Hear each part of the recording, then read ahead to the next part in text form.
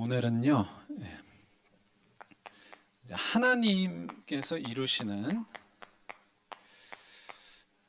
믿음의 과정입니다.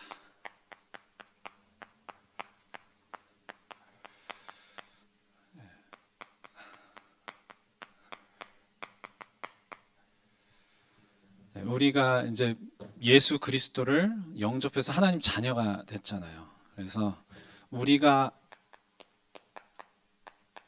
이 하나님을 만난다는 거, 이것은 뭡니까? 예수님을 이제 영접한 거잖아요. 그래서 이 영접은 이제 하나님과의 이제 그 교제의 시작이죠, 어떻게 보면. 그래서 우리가 이제 예수님께서 하신 말씀, 내가 곧 길이요 진리요 생명이니 나로 말미암지 않고는 아버지께로 올 자가 없느니라 말씀하셨고요. 그 다음에 요한복음 1장 12절에는 그 하나님을 만나는 방법, 그게 뭐라고 하셨습니까? 영접이라고 하시는 거예요. 자기 백성에게 오매 자기 백성은 영접을 안 했어요. 근데 영접하는 자는 누구든지 하나님 자녀 될 것이다. 그래서 이때부터 우리는 하나님과의 교제를 시작하는 거예요.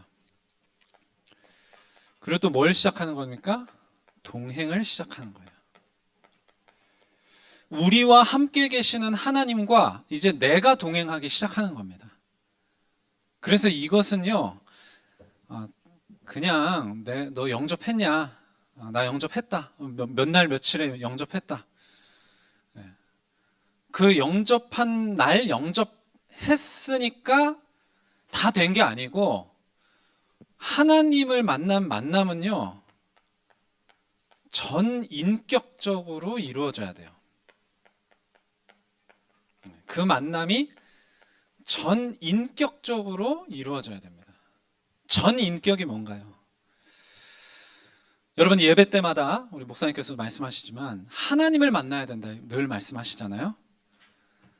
자, 그래서 우리가 하나님을 만나는 거는 세 가지입니다. 결국에는 뭐냐? 첫 번째는 이해예요. 이거는 이제 알지자죠. 하나님이 어떤 분인지 우리가 알게 되고, 하나님을 만나는 길인 예수님이 어떤 분이신지 우리가 알게 되는 과정입니다. 이 전 인격적인 만남이요. 그리고 이제 두 번째는 뭡니까? 우리의 마음이에요. 우리가 이제 예수님에 대해서 알았으면, 예수가 그리스도라는 것을 알았으면, 그때부터는 이제 우리의 마음에 예수님에 대한 믿음이 담기기 시작해야 됩니다. 여기서 이제 많은 게 이루어지거든요. 이거는 뭐냐? 이거는 정입니다. 자, 그리고 그 다음에는 이제 뭐가 되겠습니까? 행동. 우리가 믿음이 있으면요, 반드시 그게 우리 삶 속에서 행동으로 나오게 돼 있어요. 근데 이제 많이 오해되는 부분도 이 행동이라는 부분이에요. 왜 그렇습니까? 내가 잘해야 되고, 열심히 해야 되고, 노력해야 되고, 이렇게 이제 이해를 하게 되기가 쉽거든요. 이거는 뭡니까? 이제 의는 뭡니까? 의지를 말하죠. 그래서 우리가 하나님을 만났다는 것은 전 인격적인 걸 의미하는 거예요. 그걸 이제 뭐라 그러는 거예요? 지정의. 일단은 우리가 이해를 해야 돼요. 이해하지 못하고 만나는 건 없습니다. 그래서 첫 번째고 가장 먼저 이루어지는 거, 그리고 중요합니다. 이게 이제 이해하는 거고요. 그 다음에는 이제 뭡니까? 이 마음이라는 거, 정이라는 건 뭡니까? 내게 부딪혀 오는 거예요, 이제.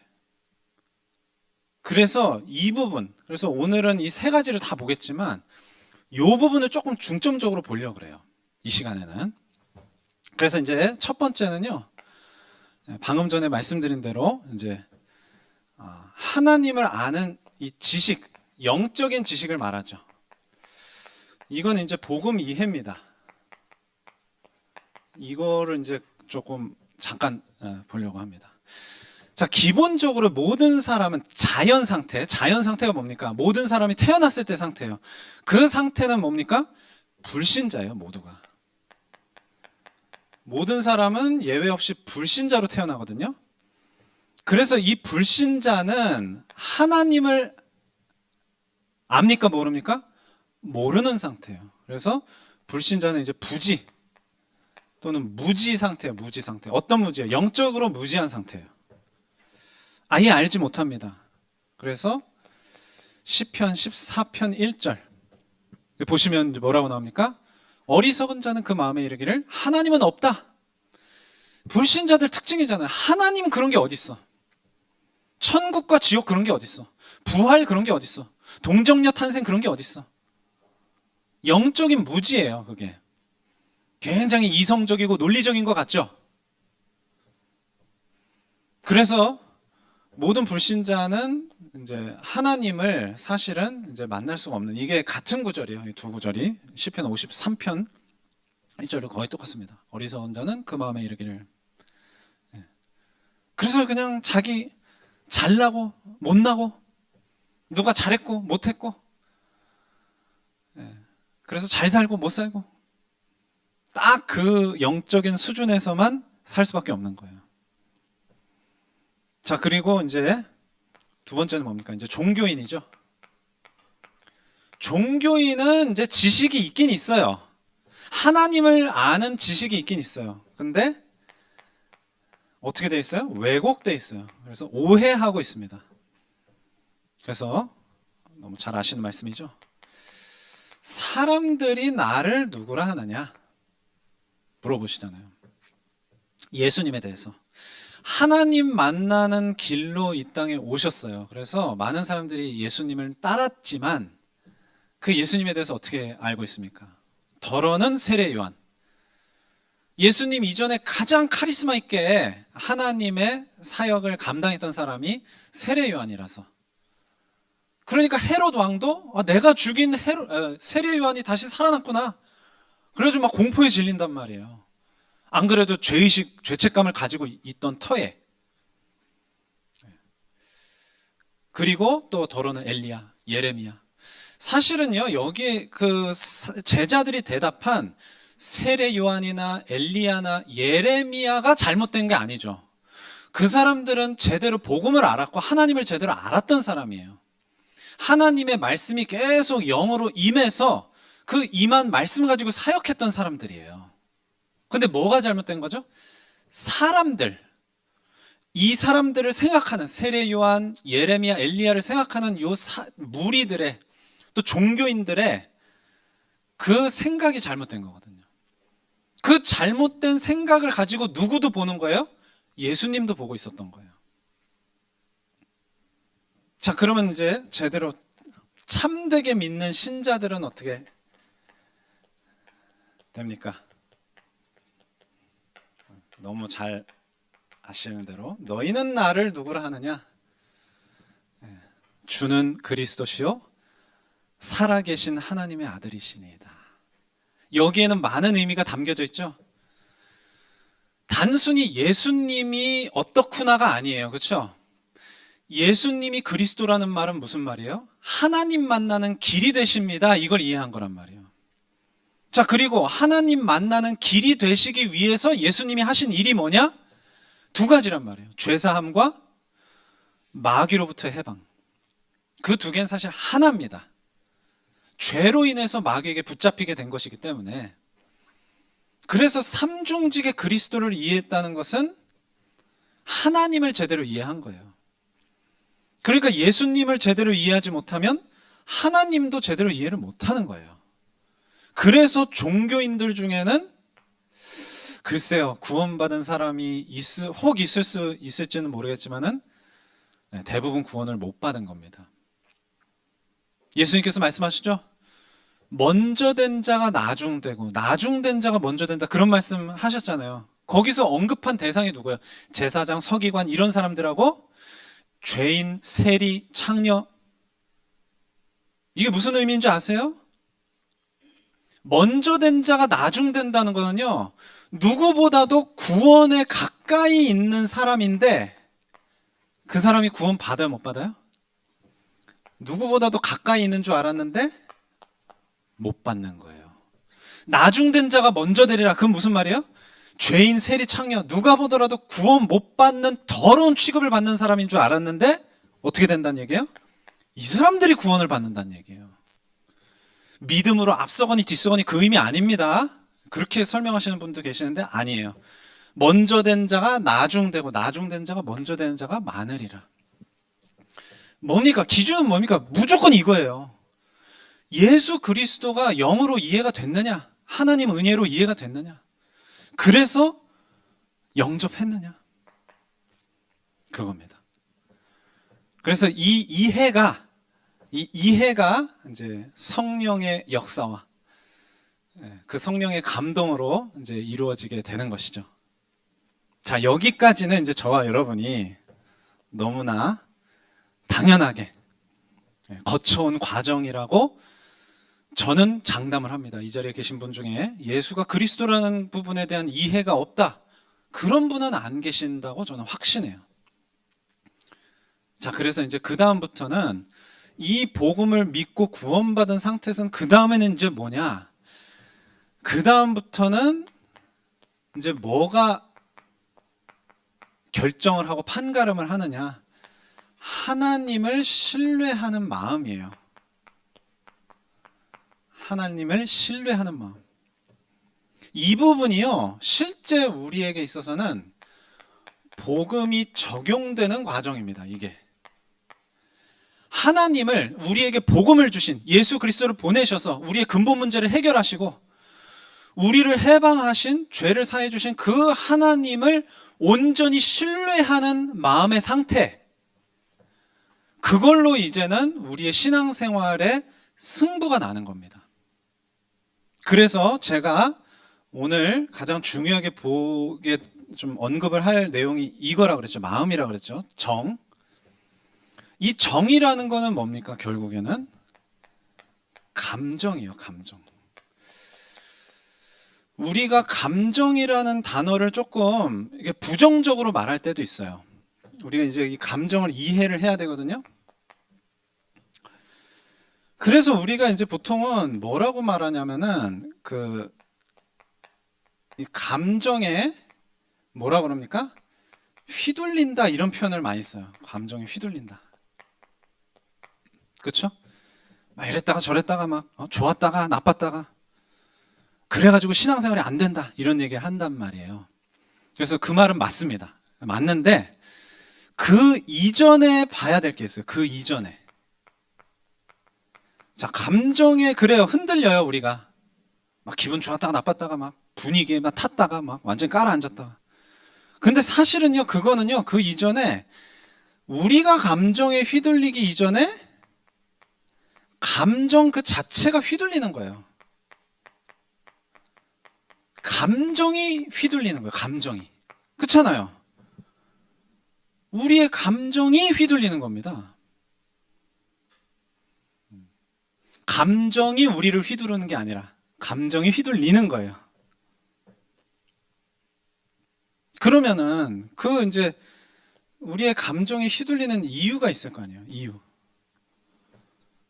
그걸 이제 우리가 봐야 되는데요. 감정에 휘둘리는 이유는 뭐 뻔합니다. 이유가 뭐겠어요? 이 불신앙 때문이에요. 불신앙. 이 불신앙 때문입니다. 그래서 이 불신앙 때문에 완전히 제멋대로 막 휘둘리는 거예요. 감정이. 그게 우리의 믿음에 엄청난 악영향을 늘상 주고 있어요. 그래서 불신앙의 내용을 잘 들여다보면은 지적인 이해가 잘못된 게 아니에요. 물론 때로는 지적인 이해가 잘못된 경우도 있어요. 완전히 고정관념, 그것도 있습니다. 그런데 그게 아닌 경우에는 대부분 감정 때문이에요. 감정이 발목 확 잡는 거예요. 자, 그래서 이런 그 사례를 보시면은 뭐 사례가 많이 있습니다. 요셉의 형들, 이게 이제 결국에는 감정에 휘둘리는 거예요. 그래서 창세기 37장 4절에서 5절에 보시면 뭐라고 말합니까? 형들이 이제 아버지가 자신들보다도 요셉을 더 이제 아끼고 사랑해 주니까 그를 미워하는 거예요. 그러니까 편안하게 말할 수 없었더라. 이게 벌써 어떤 상태입니까? 감정 상태잖아요. 그렇죠? 그러니까 이거를 본인들이 제어를 못 하는 거예요, 전혀. 그냥 치고 들어오는 거예요. 치고 들어오는 거예요. 아버지가 자기들보다 요셉을 더 사랑하네? 그건 이제 객관적 상황이잖아요. 그렇죠? 거기에서 당연히 올 수밖에 없는 그 감정, 그거에 그냥 쑥 그냥 찔려버리는 거예요. 그러니까 휘둘리는 겁니다. 또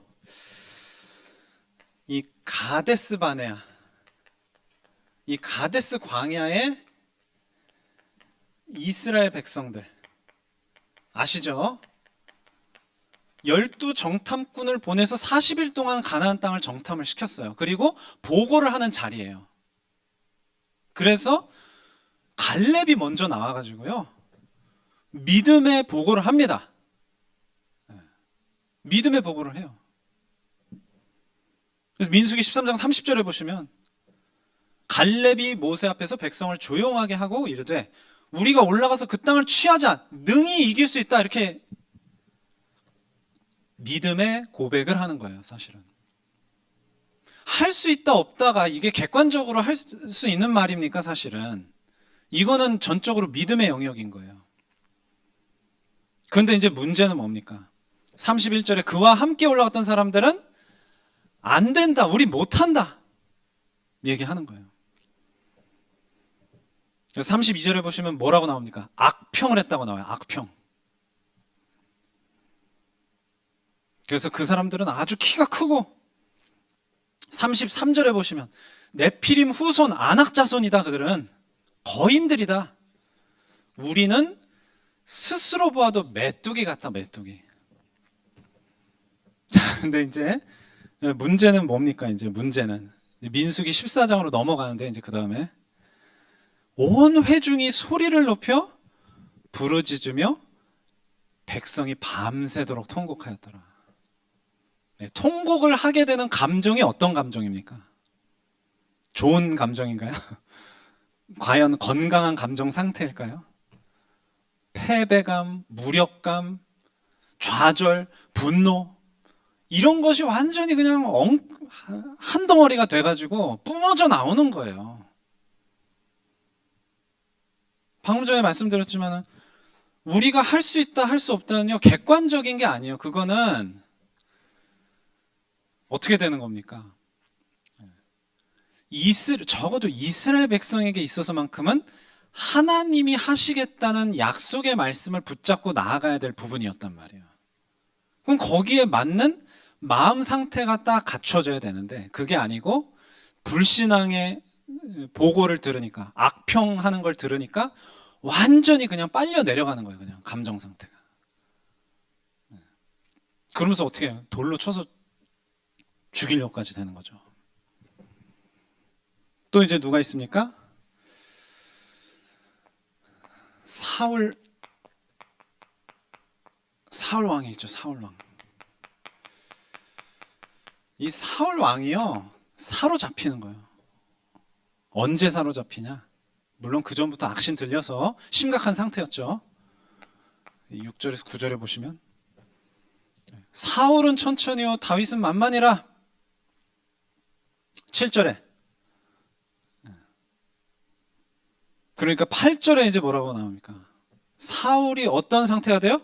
심히 불쾌한 상태, 심히 노한 상태. 딱 사로잡히는 거예요. 여기서부터 이제, 아니 그래도 다윗이 조금 전에 골리앗 죽이고 아무도 못 나서고 있었던 그 골리앗 죽이고 돌아온 영웅인데 언데간데 없어요. 그때부터 이제 어떻게 합니까? 죽이려고 계속. 자, 그러면 이거는 이제 그렇고요. 이 불신앙 때문에 오는 그런 감정 상태인 거고, 자, 그러면 하나님이 명하신 감정 상태가 있단 말이에요. 감정 상태가 있습니다. 은혜와 믿음의 감정이 있어요. 성경에는 이 말씀이 너무 많이 나와요. 그래서 감정을 절대로 무시하면 안 됩니다. 감정을 너무 그냥 스킵하고 넘어가려고 그래요. 근데 우리 믿음이 수렁에 빠지는 부분이 감정이거든요. 그래서 불신앙하고 온갖 복음 적용 안 되고. 자, 빌립보서 4장 4절. 빌립보서에 유난히 기뻐하라는 말씀 많이 나오는데 그 중에 가장 대표적인 거. 주 안에서 항상 기뻐하라. 내가 다시 말하노니 기뻐하라. 그리고 또 어디 많이 나오냐면은 시편에 많이 나옵니다. 시편 32편 11절에 보시면은 너희 의인들아. 의인이 누구예요? 구원받은 성도가 의인이잖아요. 여호와를 기뻐하며 즐거워할지어다. 마음이 정직한 너희들아. 다 즐거이 외칠지어다. 구원받은 성도를 향한 권면이죠. 명령일 수도 있고 자기도 찬양하는 사람으로서 거의 다 다윗의 시편입니다. 시편 68편 3절 비슷한 말씀이에요. 의인은 기뻐하여 하나님 앞에서 뛰놀며 기뻐하고 즐거워할지어다. 이거를요 하라는 거예요. 하라는 거. 기뻐하고 즐거워하라는 겁니다. 또 시편 149편 2절 뭐 훨씬 많아요. 그 중에서 그냥 몇 개 추린 겁니다. 이스라엘은 자기를 지으신 이로 말미암아 즐거워하며 시온의 주민은 그들의 왕으로 말미암아 즐거워할지어다. 기뻐하라, 즐거워하라 계속 나오죠. 또 막 이제 비슷한 구절들이 조금 반복이 되는데요. 시편 106편 1절 할렐루야 여호와께 감사하라. 그는 선하시며 그 인자심이 영원함이로다. 또 비슷하게 시편 107편 1절에도 마찬가지입니다. 여호와께 감사하라. 감사도 여러분 감정 상태잖아요. 그렇죠? 그는 선하시며 그 인자심이 영원함이로다. 또 똑같습니다. 시편 118편 1절에도 똑같아요. 여호와께 감사하라. 그는 선하시며. 그리고 시편 136편은 아예 이걸로 처음부터 끝까지 반복되는 거예요. 이건 뭐 띄워주실 필요 없습니다. 이 천지를 지으신 하나님께 감사하라. 해와 달을 낮과 밤을 주관하게 하신 하나님께 감사하라. 출애굽하게 하신 하나님께 감사하라. 가나안 땅 정복하게 하신 하나님께 감사하라. 그 인자심이 영원함이로다. 자, 그러니까요, 우리가 기뻐하고 즐거워해야 될 분명한 이유가 있는 거예요. 이유가 있어요. 괜히 불신자 세상에서도요, 뭐 감사합시다. 뭐 사소한 거에도 감사하고, 뭐 그것도 좋은 자세예요. 근데 우리는 감사하고 기뻐하고 즐거워해야 될 유일성의 근거가 있단 말이에요. 그게 바로 복음이고 구원이고 하나님 자녀된 신분 권세고 우리와 함께 계시는 하나님이시란 말이에요. 근거가 없어도 감사하면 뭐 좋다 뭐 이렇게 얘기해요. 불신자들은. 우리는 그런 수준 아닙니다. 가장 확실한 근거를 가지고 이 감사를 회복하라는 거예요. 아예 명령을 하는 겁니다. 우리가 영적으로 어두워져 있었기 때문에 그냥 감사해질 때까지 기다려보자. 안 됩니다. 그래서 이 튼튼한, 바로 이러한 자세로 튼튼한 이 감정 상태가 돼야 돼요. 우리가 튼튼한 감정 상태. 그래서 그 예를 보시면 돼요. 이제 앞서서는 요셉의 형들 이야기를 했는데요. 그래가지고 형들이 요셉을 노예로 팔아버렸어요. 이게 얼마나 끔찍한 일입니까? 이거에 반의 반도 안 되는 일만 겪어도요, 평생 사로잡히는 사람들, 이 세상에는 정말 쌓이고 쌓였어요. 근데 요셉의 자세를 보시란 말이에요. 요셉의 자세. 요셉이 먼저 하나님의 은혜를 받은 것 때문이죠. 요셉이 너무 바르고 착해서가 아니라 여호와께서 요셉과 함께 하심으로 그가 형통한 자가 되는 체험을 하는 거예요. 그렇죠? 근데 그 형통이 뭡니까? 마음에서 먼저 시작되는 거예요. 마음에서. 내가 잘 되네? 아이, 기분 좋다. 이게 아니에요. 일단 노예가 됐는데 거기에 뭐가 잘 되는 게 있습니까? 근데 하나님이 함께 계시는 기쁨과 즐거움이 요셉의 마음을 지배한 거예요. 그러면서 실제로 형통하게 되는 일들은 따라오는 겁니다. 그러니까 그것이 나중에 이제 감옥에 가서도 마찬가지죠. 21절에. 요셉이 감옥 가서도 똑같아요. 거기서도 뭡니까? 여호와께서 요셉과 함께 똑같습니다. 노예로 있으나 감옥에 가나 이 비밀은 흔들리지 않는 거예요. 이게 키포인트입니다. 이게 튼튼한 감정 상태, 우리가 복음의 능력을 누리는 튼튼한 감정 상태는 뭐냐? 흔들리지 않는 거예요. 그러니까 이거 완전 반대잖아요. 이 요셉의 형들, 가데스 광야 이스라엘 백성들, 사울 왕, 상황 따라서, 조건 따라서 감정 상태가 막 고꾸라지고 조금 괜찮고.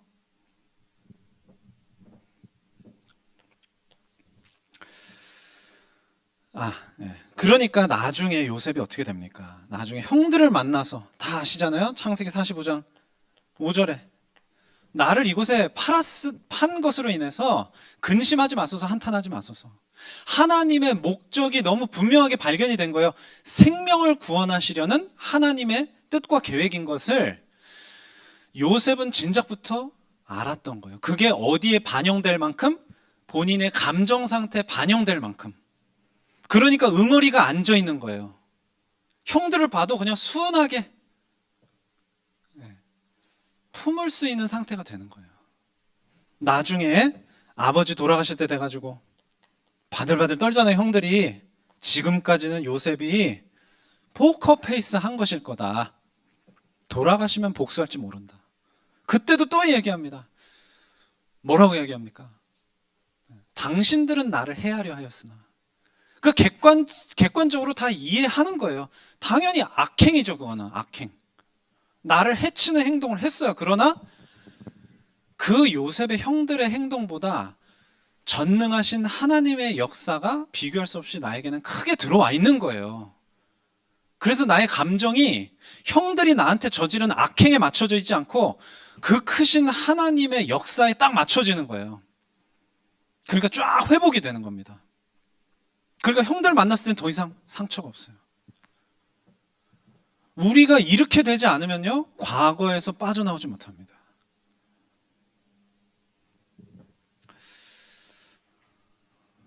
또 이제 누가 있습니까? 다윗은 뭐 말할 것도 없죠. 그래서 시편 23편 이거 한 구절로 설명돼요. 내가 사망의 음침한 골짜기로 다닐지라도. 얼마나 많았습니까? 사울 왕한테 쫓겨다니던 세월만 해도 몇 년을 그렇게 다녔는데, 왕 될 때까지 10대 후반에 골리앗 쓰러뜨리고, 처음부터 도망 다닌 건 아니고 처음에 이제 뭐 사울 왕이 장군으로 기용하고 또 자기 사위도 삼고 했다가 완전히 이제 악신 들려가지고 막 창 던지는 것도 벌써 몇 번 그렇게 하고 군사 보내고, 그때부터 도망 다니기 시작했잖아요. 나중에 이제 나이 들어서는 어땠습니까? 압살롬 반역 사건으로 또 도망 다니고. 그래서 나중에는 하나님이 다윗이 범죄했을 때 선택하라고 하세요. 한 번은 너 또 도망 다닐래? 아니요, 그거는 못하겠습니다, 이래요. 이미 2번을 그렇게 도망 다녀 봤기 때문에. 그런데 어쨌든 중요한 것은 그 순간에도 내가 해를 두려워하지 않을 것은 주의 지팡이와 막대기가 나를 안위하십니다. 그러니까 뭐예요? 평안. 그리스도 안에 있는 평안을 딱 다윗은 확보를 하고 있었던 거예요. 자, 바울은 어떻습니까? 이 빌립보서는 옥중 서신입니다. 빌립보서, 골로새서, 빌레몬서까지 옥중 서신인데 감옥에 갇힌 것에 대한 이제 설명을 하는 거예요. 감옥에 갇힌 상황 속에서 그것을 같이 믿는 사람인데도 불구하고 고소하다 이렇게 생각하는 그런 좀 못된 심성을 가진 사람들이 있었어요. 그러니까 바울이 너무 쓰임을 많이 받으니까 그걸 시기하고 질투했던 거예요. 그래서 그 사람들이 바울이 감옥에 갇히니까 이제는 뭡니까? 우리한테 기회가 왔다. 그래가지고 막 복음을 전하는 거예요. 저와 여러분 같으면 어떻게 생각이 들겠습니까? 얼마나 어이없겠어요. 내가 감옥 들어와 있어서 전도를 못하니까 이제는 자기네들이 전도해서 말하자면 더 큰 파일을 뭐 차지하겠다고. 근데 바울은 뭐라 그럽니까? 거기에 대해서?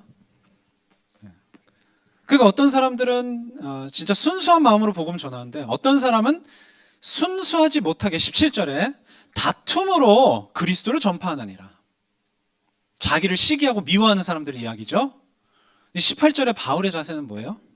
그러면 무엇이냐? 거칠애로 하나 참으로 하나 무슨 방도로 하든지 전파되는 것은 그리스도니까 나는 뭐 할 뿐이다? 기뻐할 뿐이다. 그게 바울의 건강한 그리고 튼튼한 감정 상태였다. 그래서요, 우리가 이 감정의 어떤 원리를 좀 이해를 하셔야 돼요. 이 감정의 원리를 좀 이해하셔야 됩니다. 자, 일단은요, 가장 중요한 게 이거예요. 우리가 이제 요한복음 1장 12절 저 서론에서 봤습니다. 자, 영접하는 자 곧 그 이름을 믿는 자 하나님 자녀 되는 권세를 주셨는데 뭐라고 말씀하십니까? 이는 혈통으로나 육정으로나 사람의 뜻으로 나지 아니하고 하나님께로부터 오직 하나님께로부터 난 자들이다 말씀하시죠. 또 마태복음 16장 17절에 이 베드로가 저기도 이야기했죠. 어디입니까? 네. 주는 그리스도시요 살아계신 하나님의 아들이십니다. 바요나 시몬아 네가 복이 있도다. 이를 내게 알게 하니는 누가 아니고요? 똑같잖아요. 혈통으로나 육정으로나 똑같은 거예요. 혈육이 아니요. body and flesh. 혈육이 아니요 하늘에 계신 내 아버지시니라. blood and flesh인가요? 그러니까 뭡니까? 우리가 가지게 되는 감정의 종류가 이 부분을 이제 이해를 해야 되는 거예요. 우리에게는 기본적으로 우리를 둘러싼 상황이 있어요. 상황. 이 상황은 어떤 거냐? 육신적인 상황, 세상적인 상황이에요. 우리가 육신을 가지고 세상에서 살고 있잖아요. 그래서 그 상황 따라서 지금 여기에 보시면 이게 불신앙, 요셉의 형들이나 광야 이스라엘 백성이나 사울 왕 같은 경우는 주변에 이제 나가 딱 있고 이걸 조금 3차원으로 이해를 하시면 되겠습니다. 이제 내가 여기 딱 있고 나를 둘러싼 주변에 상황이 있단 말이에요. 그렇죠? 이 상황이 있는데 여기에서 그냥 무조건 침범을 당하는 거예요. 침범.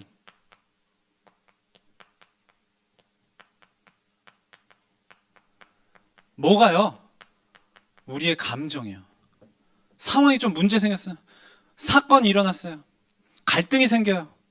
그러면 막 그냥 무너져 내리는 거예요. 감정 상태가 막 기분 나쁘고 막 불쾌하고. 그러면요, 그거는요 반드시 연쇄 반응을 일으켜요. 그 불신앙의 감정 상태에 맞는 연쇄적인 상황을 또다시 불러온다니까요. 그러니까 여기서 못 빠져나와요. 자, 그러면 우리는 어떻게 됩니까? 방금 전에 제가 말씀드린 이 두 개 성경 구절, 이거는 뭐냐? 위에서 주시는 거예요. 하나님이 주시는 거. 위에서 주시는 거, 위에서. 이것으로 내가 완전히 이제 튼튼해진다. 제대로 선다. 그러면은 이것이 더 이상 내게 영향을 주지 못합니다. 이것으로 내가 확실해지면요. 위에서 주시는 영적인 힘, 하나님의 은혜, 성령의 감화, 감동, 성령의 충만, 그리스도를 향한 확신. 그러면요, 주변에서 문제, 사건, 갈등 막 와도요, 흔들리지 않는 거예요. 누구처럼? 여기에 누굽니까? 요셉처럼, 다윗처럼, 바울처럼. 나쁜 일, 객관적으로 누가 봐도 나쁜 일일 수밖에 없는 사건들이 막 나를 둘러싸고 나를 휘몰아쳐도 나는 평온한 거예요. 나는 늘 감사하는 거예요. 나는 늘 기쁘고 즐거운 거예요. 물론 나쁜 일이 생기면 우리가 기분 나빠지는 거는 당연한 거예요. 그거를 잘못됐다고 말하는 게 아닙니다. 그러나 중요한 건 뭐예요? 나의 평균 상태인 거예요. 평균 상태. 나의 평균 상태로 돌아가게 돼 있어요. 항상. 내가 평상시에 이 상태라면, 튼튼한 감정 상태라면 기분 나쁜 일 생겼을 때 당연히 기분 나빠요. 그래서 기분 나쁜 반응이 나와요. 아, 이거 왜 이러는 거야? 막 이렇게. 저 인간은 왜 이러는 거야? 그러나 다시 돌아옵니다. 회복이 돼요. 금방 다시. 근데 반대로 불신앙의 상태면 어떻게 되죠? 기분 좋은 일이 있어요. 막 갑자기 돈을 많이 벌었어요. 뭐 좋은 일이 있었어요. 다시 돌아가요. 다시. 기분 나쁜 상태로 돌아가고, 불쾌한 상태로, 찝찝한 상태로. 그래서 우리가 이 하나님이 주신 이 감정 상태로 들어가려면 어떻게 해야 됩니까? 이걸 하기 위한 게 뭐예요? 이걸 하기 위한 게 묵상과 기도입니다. 시편 1편 1절에서 2절. 2절에 보시면 시냇가에 심은 나무가 2절이 아니군요. 3절 이유죠. 시냇가에 심은 나무가 시절을 쫓아서 열매를 맺는 것처럼 되는 거예요. 뭘 할 때요? 말씀을 즐거워하는 영적 상태. 늘 묵상하는 그 영적 상태를 말하는 겁니다. 그리고 요한복음 15장 5절. 예수님이 말씀하신 포도나무와 가지의 관계. 너희는 가지다. 나는 포도나무다. 그래서 그가 내 안에, 내가 그 안에 거하면 사람이 열매를 많이 맺는다. 이거예요. 계속 펌프질을 하나님으로부터 받는 거예요. 그게 이거예요. 이거 위에서 내려오는 거. 묵상과 기도를 통해서만 이게 된단 말이에요. 말씀의 은혜 받을 때도 되는데, 여러분이 설교 말씀 들을 때, 합숙 훈련 갔을 때, 수련회 갔을 때 하는데, 묵상과 기도가 안 되면 평상시에 살면서 지속이 안 됩니다. 그래서 이쪽으로 반드시 가셔야 돼요. 자, 그리고 이제 마지막입니다. 그래서 이제는 이것까지 되면은 그때부터 이제 뭐가 되느냐? 전도자의 삶. 힘 있는 전도자의 삶이 되는 거예요. 그래서 또 이것도 사례를 좀 보면요. 이 다니엘의 세 친구.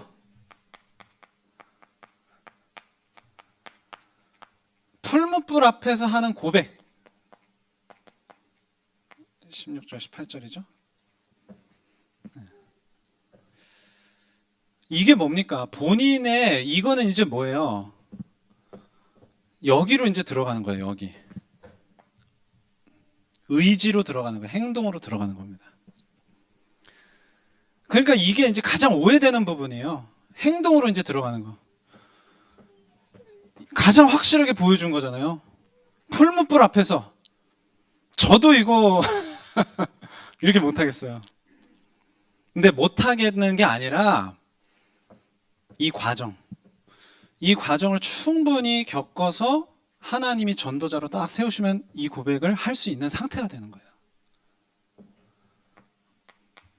다니엘도 마찬가지죠. 아시잖아요? 조서 어인 그거 알고도 예루살렘을 향하여 창문을 열고 하루 3번 하나님께 기도하며 감사하였더라. 의지예요, 의지. 이제 여기까지 온 거예요.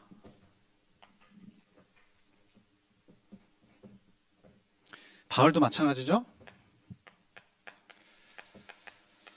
지금 내가 가면 환난과 결박이 나를 기다린다 하시나 내가 뭐라고 합니까? 달려갈 길과 주 예수께 받은 사명 하나님의 은혜의 복음을 증언하는 일을 마치려 하면은 나의 생명을 조금도 귀한 것으로 여기지 않는다. 그래서 그대로 간 거잖아요. 말만 이렇게 한 게 아니라 그래서 갔잖아요. 그래서 예루살렘으로 갔고 그래서 이제 로마로 압송이 되고 재판받고 재판받는 과정도 굉장히 이제 자세하게 나오죠. 베스도 총독한테 받고 뭐 아그리빠 왕한테 받고. 자, 그러니까 뭡니까? 이거는요. 나는 그렇게 못하겠는데 얼마나 마음을 굳게 먹으면 그렇게 할 수 있을까가 아니고 필연으로 실천하게 되는 거예요. 필연으로. 그러니까 이 부분이 가장 오해되어 있어요. 그래서 하나님이 누구를 기뻐하십니까? 반드시 그가 계신 것과 자기를 찾는 자들에게 상 주시는 이심을 믿는 자가 하나님을 기쁘시게 하는 것이다. 그러니까 우리는 그래서 내가 복음 알았어. 하나님 알았어. 말씀 알았어. 감정 건너뛰고 바로 일로 가려고 그래요. 그러니까 안 되는 거예요. 됩니까? 내가 의지가 없는데 그만큼? 나는 그만큼 믿음 생활 안 되는데? 나는 그만큼 힘이 없는데? 여기서 다 승부가 나는 거거든요, 사실은. 이걸 이제 알았으면, 이거를 이제 몰랐다 그러면, 이 상태에 있다 그러면은 이제 안 되는 건데, 우리가 이제 여기까지 왔다고 하면요, 그 다음에 중요한 건 이제 여기예요. 이 과정이란 말이에요. 여기까지 이렇게. 여기서 늘 수렁에 빠져서 헤어나오지 못하는 거예요. 불신앙의 감정. 내 불신앙의 처소가 어디인지를 우리가 정확하게 아셔야 됩니다. 그래서 이제 죄송합니다. 한번 끝내겠습니다. 그래서 이제 결론입니다. 그래서 우리가 이제 가져야 할 마음 상태, 가져야 할 마음 상태, 성경 구절 몇 개만 이제 보고 끝나겠습니다. 골로새서 3장 15절. 그리스도의 평강이 너희 마음을 주장하게 하라. 평강이 뭡니까? 이것도 감정 상태잖아요. 너희는 평강을 위하여 한 몸으로 부르심을 받아. 우리 모두가요. 그래서 너희는 또한 뭐 하는 자가 되라? 감사하는 자가 되라. 자, 아까 분명히 말씀드렸습니다. 감사의 근거가 있다고 그랬어요. 근거도 없이 그냥 뭐 이것도 감사하고 저것도 감사하고 아니에요. 물론 우리가 사소한 것도 감사해야 되겠지만 또 데살로니가 전서 3장 13절 너희 마음을 굳건하게 하시고 우리 주 예수께서 그의 모든 성도와 함께 강림하실 때 하나님 우리 아버지 앞에서 거룩함에 흠이 없게 하시기를 원하노라. 그러니까 우리의 마음이 뭘로 굳건해지겠어요? 믿음으로 굳건해지는 건데 뭡니까? 그 믿음의 내용이 뭐예요? 기쁨과 즐거움과 평안과 감사가 되는 거란 말이에요. 데살로니가 후서 2장 17절 16절부터 17절 우리 주 예수 그리스도와 우리를 사랑하시고 영원한 위로와 좋은 소망을 은혜로 주신 하나님 우리 아버지께서 너희 마음을 위로하시고, 그러니까 마음은 감정의 처소이기 때문에 하나님이 마음을 위로하시는 거예요. 그래서 모든 선한 일과 말에 굳건하게 하시기를 원하노라. 그 건강한 튼튼한 감정 상태로 굳건하게 돼야 돼요. 영향받지 않도록, 이렇게 이걸로 영향받지 않도록, 이걸로. 이제 진짜 마지막입니다. 베드로전서 1장 13절. 그러므로 너희 마음의 허리를 동이고, 우리 몸의 허리 말고 마음의 허리를 동이래요. 근신하여 예수 그리스도께서 나타나실 때 너희에게 가져다 주실 은혜를 온전히 바랄지어다. 소망의 인내, 소망으로 연단이 되는 거예요. 우리가 감정 상태가 속지 않는 마음 상태 되도록. 그래서 이러한 언약의 여정, 완전히 승리하는 비밀을 갖추는 저와 여러분들에게 기도합니다. 기도하고 마치겠습니다. 하나님 감사드립니다. 저희들의 마음을, 저희들 구원하신 그 복음과 믿음에 맞게 온전히 갱신되기를 원합니다. 우리의 마음이 온전히 그리스도를 기뻐하는, 또 그리스도를 즐거워하고 하나님께 감사하고 늘 평강이 넘치는 영적 상태로 승리할 수 있도록, 마귀가 이 세상에서 벌어지는 여러 가지 일들로 우리의 마음을 공격할 때에 그것을 완전히 막아내고 오직 믿음의 감정, 믿음의 마음으로 굳건히 서서 승리할 수 있도록 인도하여 주시옵소서. 그래서 현장에서 우리가 정말로 망대 사명 감당할 수 있도록, 다른 사람의 불신앙도 꺾어버리고 믿음으로 기쁨과 즐거움을 전파하는 저희들 될 수 있도록 인도하여 주옵소서. 모든 말씀 예수 그리스도의 이름으로 기도합니다. 아멘.